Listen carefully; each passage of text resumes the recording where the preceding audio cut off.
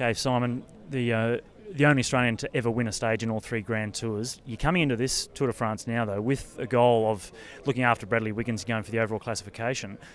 How much is there of that still that individual, I guess, desire to pick up another stage win?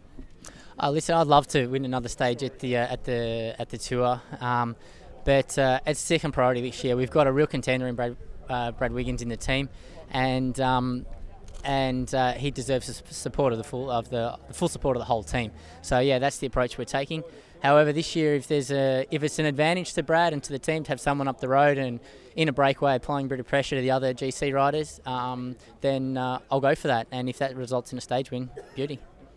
Well, with Brad, what do you think he's done differently from last year that will give him an advantage? Last year wasn't so good. 2 years ago, he was very good.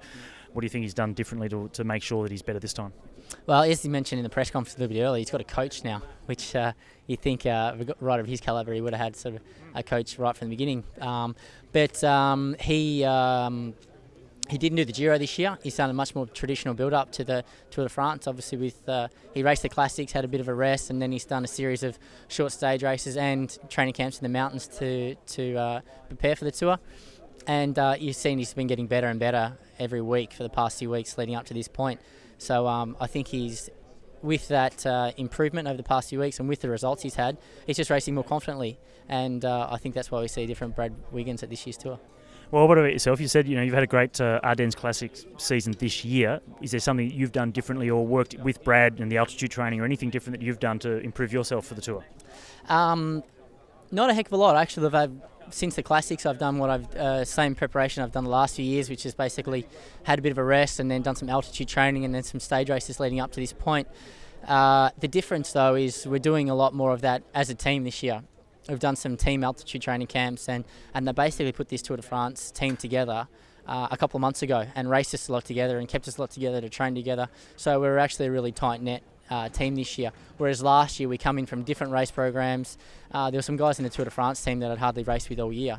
And being the first year in the team, to be honest, I hardly knew the guys. So I think this year with that bit more of experience and that knowledge of each other, we're going to be racing a heck of a lot better.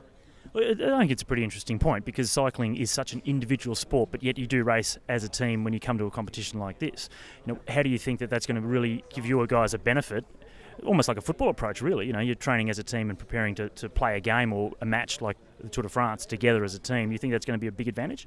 Yeah, I think it is going to be a big advantage. More so the racing together, and everyone just sort of knows their roles in the team, and if everyone does their roles 100%, the team's going to race well together.